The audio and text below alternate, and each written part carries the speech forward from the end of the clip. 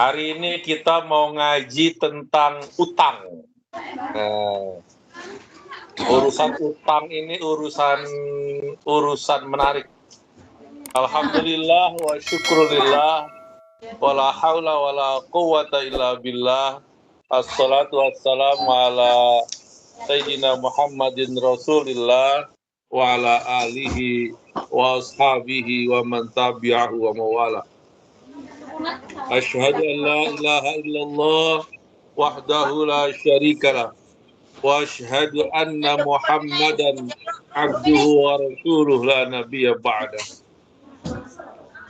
Rabbi shrah li sadri wa yassir li amri wahlul 'uqdatam min lisani yafqahu qawli, amma ba'd.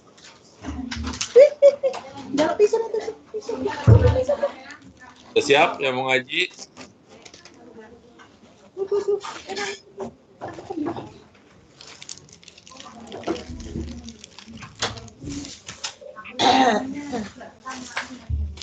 Udah? Udah. Gitu ya.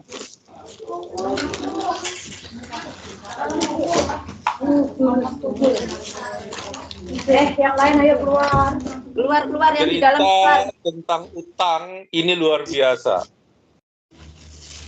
Saya banyak mendapatkan cerita soal utang piutang yang terjalin antar PMI di Hong Kong dan Macau. Ada yang gara-gara utang yang tadinya sohib karib jadi musuhan. Betul? Betul. Ada yang gara-gara utang PMI di Hong Kong terpaksa kudu kabur ke Macau. Iya. Terus sialnya kemudian buat dia yang kabur ini, yang diutangin sampai puluhan ribu dolar juga berhijrah ke Macau. Waduh, saya nggak tahu deh bagaimana kondisi dunia persilatan di Macau kalau mereka berdua berketemuan di Masjid Molo Yuen. Gara-gara utang juga di seliweran, di woro-woro di Facebook. Wah, kalau itu udah nggak aneh lagi buat kita. Wakeh kasusnya. Banyak sih enggak, tapi wakeh. Gara-gara utang juga, saya pernah mendapati 2 orang PMI saling jenggut rambut di bawah tangga The Point Causeway Bay. Ditonton banyak orang. Saya sempat datengin, coba melerai. Saya minta PMI yang lagi gemes banget ngejenggut rambut dan kelihatan emosi tingkat dewa untuk bersihin. Sabar, Mbak. Sabar. Semua saya bilang semua bisa diselesaikan dengan baik-baik. Terus dia sih pengennya begitu, Pak, kata dia. Tapi dia blokir nomor telepon saya, dia blokir Facebook saya, dan saya udah nggak bisa sabar lagi sebab bertahun-tahun saya harus nanggung derita karena harus lunasin utang dia di bank. Dianya lari yang pakai data diri saya buat utang di bank. Subhanallah. Tapi utang ini bukan monopoli PMI aja nih kasusnya. Saya pribadi pernah juga nih ngalamin. Saya punya teman dekat, sangat dekat, teman sekolah ibtidaiyah. Mulai dari sekolah ibtidaiyah. Tapi biasa dia waktu itu datang ke saya memelas banget, mau pinjam duit 5 juta. Dia sempat minta saya, ente pegang nih BPKB mobil aneh, kata dia. Untuk meyakinkan saya, tentu saya ngapain juga dengan BPKB mobil orang, ya nggak? Tentu saya tolak. BPKB-nya saya suruh simpen sendiri, tapi uang 5 jutanya saya pinjemin tetap. Nah, itu terjadi di tahun 2019 atau 2020, saya lupa. Sampai sekarang belum dia bayar utangnya. Dia cicil pun belum pernah. Dan bahkan mobilnya tuh udah dijual. Mobil yang tadinya mau digadein ke saya itu udah dijual. Kan mestinya ketika dia jual mobil kan nggak mungkin cuma 10 juta, nggak mungkin cuma 3 juta, puluhan juta. Mestinya tuh ketika kalau dia punya rasa tanggung jawab, dia jual itu mobil lalu dia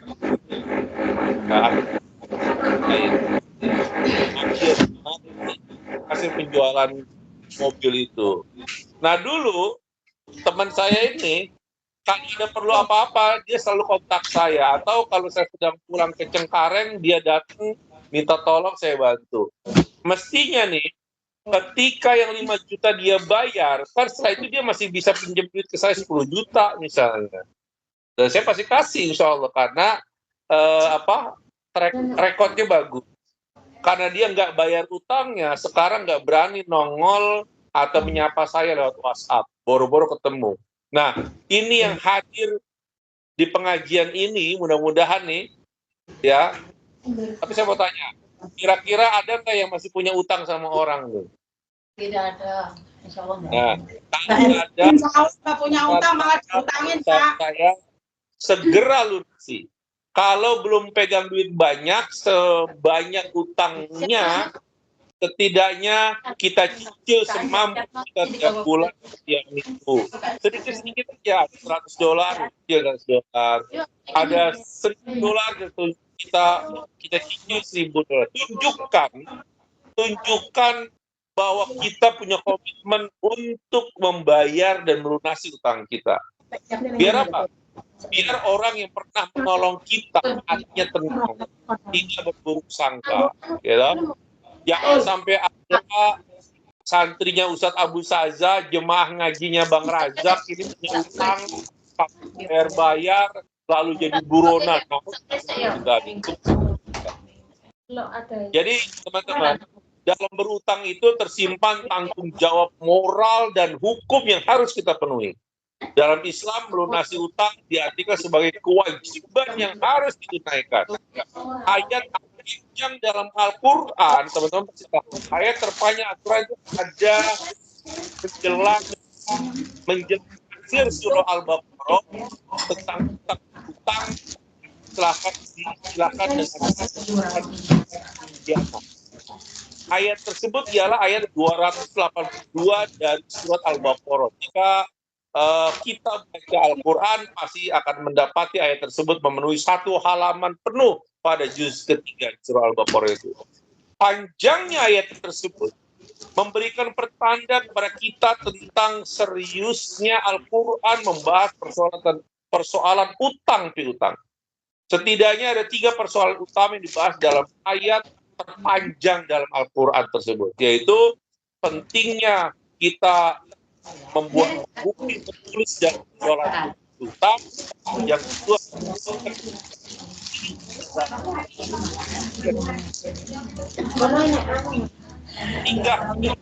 kalau bikin orang berantem setelah urusan gitu ya. Nah, selanjutnya utama dalam persoalan utang piutang ini, yaitu tentu saja dan penerima utang. Ya,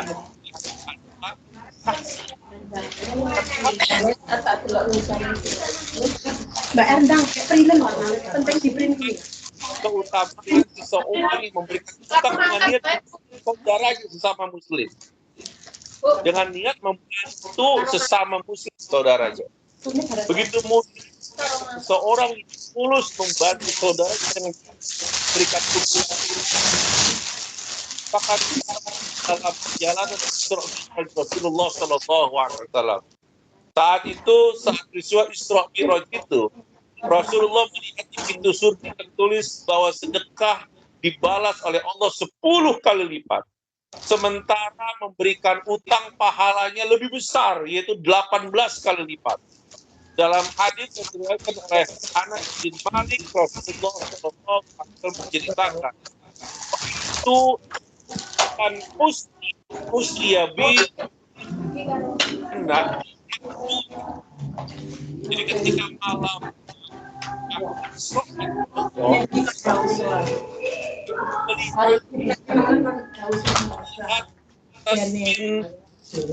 itu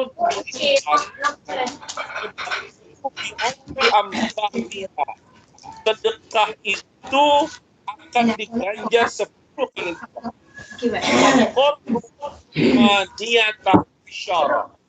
Dan hutang memberikan hutang itu akan diberikan pahala kebaikan 18 kali. Fakultu, maka Rasulullah tanya kepada Jibril, Fakultu Jibril, Ma'abal qardi afdalu minas shadaqah. Kok bisa? Kenapa memberi utangan itu lebih afdal, lebih utama dibanding kita bersedekah? Qala, kemudian Jibril menjawab, li'anna sa'ila yas'alu fa'indahu wal mustaqridu la yastaqridu illa min hajatin. Nah, sekarang dijelaskan oleh Jibril kenapa memberikan hutang kepada saudara kita sedang butuh lebih mulia, lebih afdal, lebih utama dibanding kita bersedekah. Apa kata Jibril? Orang Suaranya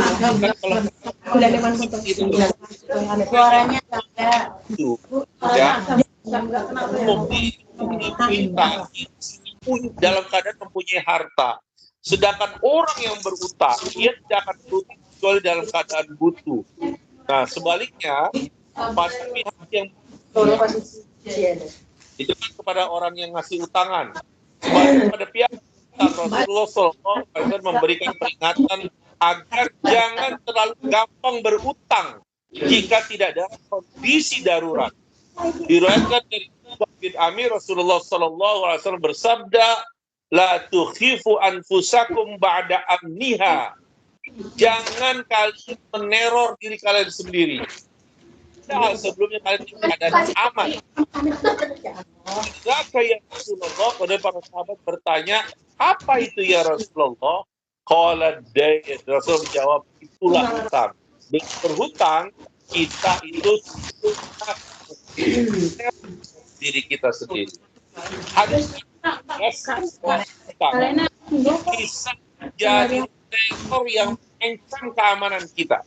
Padahal sebelum hutang kita berada dalam keadaan aman-aman saja. Ketika kita berhutang, maka menjadi wajib kita untuk melunasi berdasarkan suatu amanah yang mesti kita tunaikan. Oleh karena itu Rasulullah SAW mengajarkan kepada umatnya agar jangan mudah berhutang, karena dengan berhutang Allah menjadikan ada hak bagi pemilik harta untuk menagihnya kepada kita. Rasulullah SAW bahkan memberikan peringatan yang tegas kepada orang-orang yang mati dalam keadaan masih memiliki tanggungan hutang yang tidak terselesaikan. Maka di akhirat nanti terancam harus membayarnya dengan amal kebaikan. Atau sebaliknya, dia harus membayarnya dengan cara menanggung keburukan orang lain. Apa kata Rasulullah SAW? Man mata alaihi dainun falaisa hammadina ala dirhamun walakinnahal hasanat wasayyi'at. Artinya, barang siapa yang mati dalam keadaan masih punya utang, maka kelak di hari kiamat tidak ada dinar dan dirham untuk melunasinya.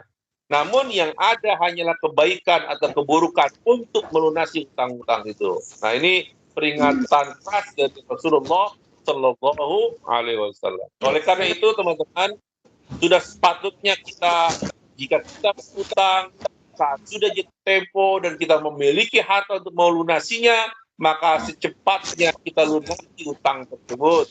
Jika kita tidak segera menyelesaikan utang kita naudzubillah terancam dicap Rasulullah Shallallahu Alaihi Wasallam sebagai orang yang zolim, terutama kalau orang yang berhutang itu sebetulnya punya uang, punya harta untuk melunasi utang tersebut. Apa kata Rasulullah? Matlul ghani zulmun. Penundaan memberi utang bagi orang yang punya harta dan mampu melunasi utangnya adalah sebuah tindakan zalim.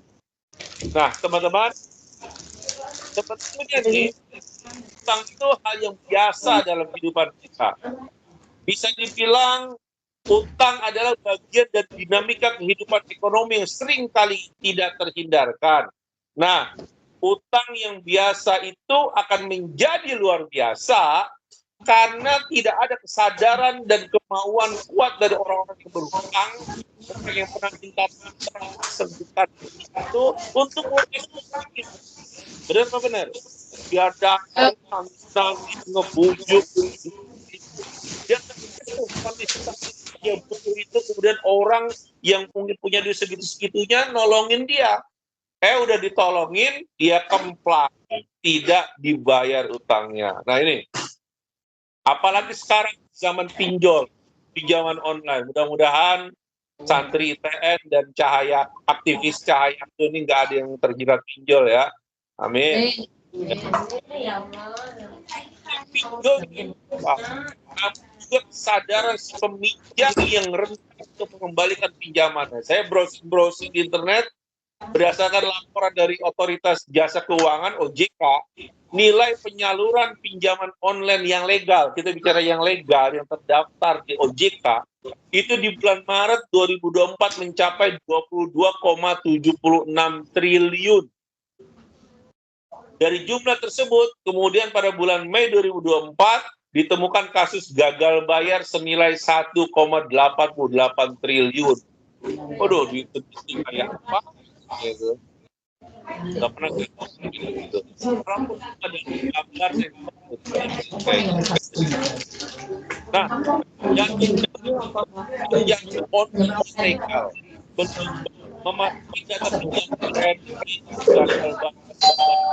belum bukan data operasi sistem pinjam di berbagai era termasuk dari pinjaman online yang legal, yang kabarnya lebih menjamur dibanding yang legal. Nah, mengaca pada keadaan ini, teman-teman, mari kita saling mengingatkan, sudah saatnya bagi kita untuk kembali kepada ajaran kehidupan sebagaimana dicontohkan oleh Nabi Muhammad Sallallahu Alaihi Wasallam. Apa itu? Yaitu hidup secara sederhana. Kenapa kita banyak berhutang? Karena kita banyak kebutuhan. Kenapa kita menjadi banyak kebutuhan? Karena kita tidak menerapkan kehidupan sederhana yang diajarkan oleh Rasulullah Sallallahu Alaihi Wasallam. Hidup sederhana adalah mengutamakan kebutuhan ketimbang konsumsi sabar Allah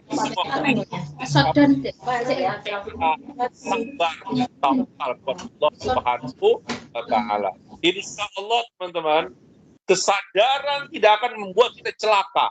Sebaliknya, kesederhanaan, hidup sederhana tidak akan bikin kita celaka. Sebaliknya, hidup mengikuti hawa nafsu keinginan kita, itu akan bikin seseorang akan menjadi celaka.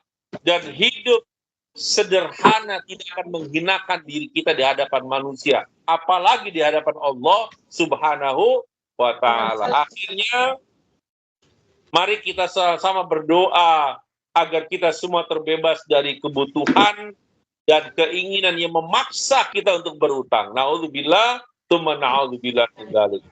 Jikapun kita pada akhirnya terpaksa berutang, semoga Allah anugerahkan kepada kita kemampuan untuk melunasi utang tersebut. Amin, amin, ya Rabbal Alamin. Nah ini saya ingin kasih tahu ada doa agar kita terbebas dari hutang dan agar kita selalu dicukupkan oleh Allah Subhanahu wa Ta'ala berapapun penghasilan kita. A'udzubillahi minasyaitonirrajim. Bismillahirrahmanirrahim. Allahumma qini bihalalika an haramik wa aghnini bifadlika amman siwak. Artinya, ya Allah, akfini bihalalika an haramik. Ya Allah, cukupkanlah aku dengan yang halal dan jauhkanlah aku dari yang haram. Cukupkan aku dengan yang halal sehingga aku tidak butuh dengan yang haram. Kira-kira begitu. Wa aghnini bifadlika amman siwak, dan cukupkanlah aku dengan karunia yang kau berikan dan tidak lagi bergantung kepada orang selainmu, kepada makhluk selainmu. Doanya itu, Allahumma kfini bihalalika an haramik wa aghnini bifadlika amman siwak. Ada lagi doa favorit saya nih. Doa favorit saya biar kita nggak males, biar kita nggak terjerat hutang, biar kita nggak dizolimi orang, biar kita nggak kikir, medit, nggak pedut. Nah ini doanya ya. Bismillahirrahmanirrahim. Allahumma inni a'udzubika minal hammi wal hazan. Ya Allah, aku berlindung kepada Engkau dari bingung dan sedih. Wa a'udzubika minal ajzi wal kasal. Aku juga berlindung padamu ya Allah dari sifat lemah dan malas. Wa a'udzubika minal jubni wal bukhl. Aku juga ya Allah berlindung kepadamu dari sifat pengecut dan kikir alias pelit. Wa a'udzubika min ghalabati dani wa qahri rijal. Dan aku berlindung kepada Engkau ya Allah dari jerat manusia. Bismillahirrahmanirrahim. Allahumma inni a'udzu bika minal hammi wal hazan wa a'udzu bika minal ajzi wal kasal wa a'udzu bika minal jubni wal bukhl wa a'udzu bika min ghalabati daini wa qahrir rijal. Mudah-mudahan Allah mengabulkan doa-doa kita, menjauhkan kita dari sifat tamak, dari sifat ingin memiliki banyak hal yang belum tentu kita butuhkan. Mudah-mudahan dengan begitu Allah jadikan kita pribadi yang selalu berkecukupan, yang cukup untuk hidup sederhana tapi baik. Jika dengan begitu kita jauh dari jeratan utang, hidup kita tenang, hidup kita menjadi nyaman, bahagia dan sejahtera. Amin. Amin ya rabbal alamin. Wa kullu niyatin salihah wa ila hadratin Nabi Mustafa Sayyidina Muhammad sallallahu alaihi wasallam wa alihi wa azwajihi wa dzurriyyatihi wa qarabati ashabi syai'ulillahi lana wa lahumul Fatihah. أعوذ بالله من الشيطان الرجيم. بسم الله الرحمن الرحيم. الحمد لله رب العالمين الرحمن الرحيم مالك يوم الدين إياك نعبد وإياك نستعين اهدنا الصراط المستقيم صراط الذين أنعمت عليهم غير المغضوب عليهم ولا الضالين. آمين.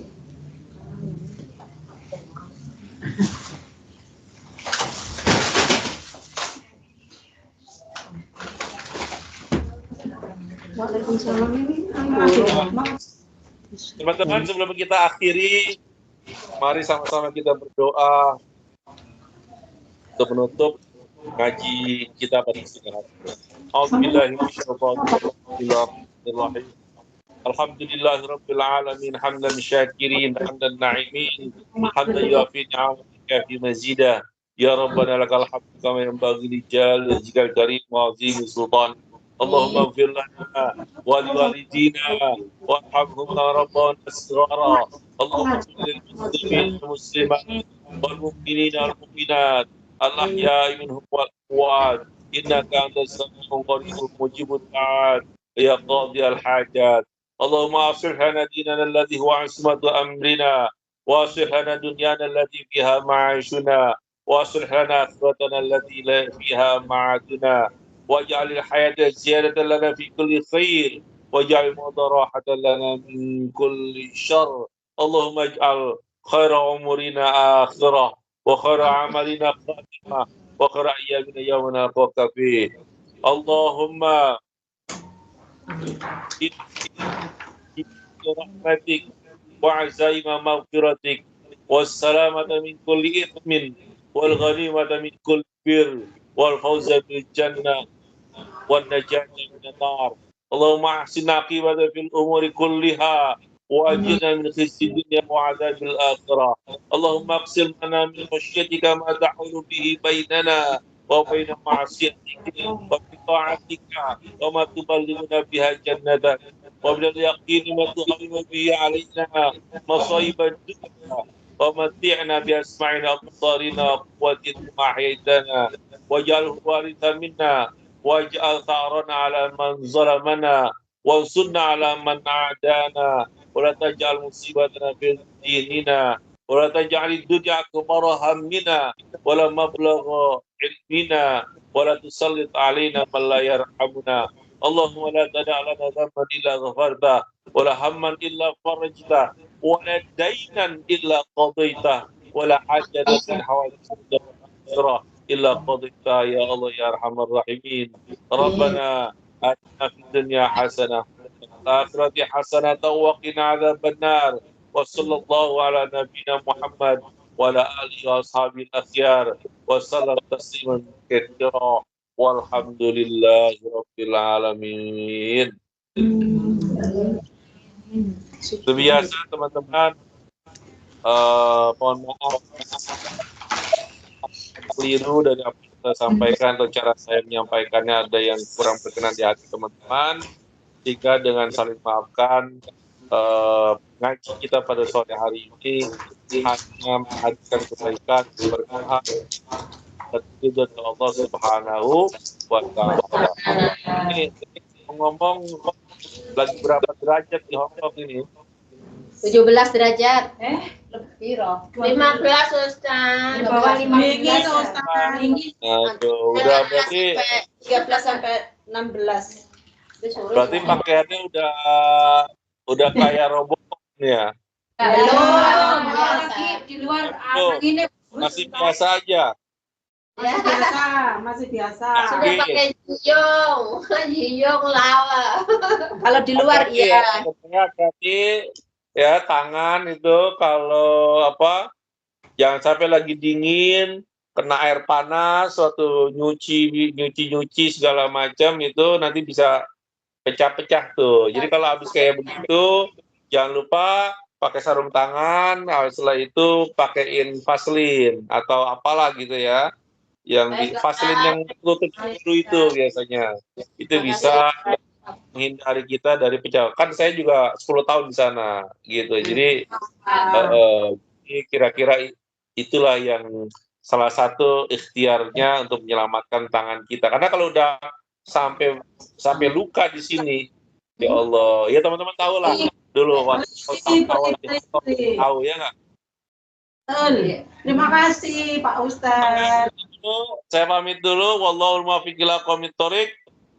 Ini istri saya udah ini nih bau sayur asem udah menggoda sekali nih. Assalamualaikum warahmatullahi wabarakatuh.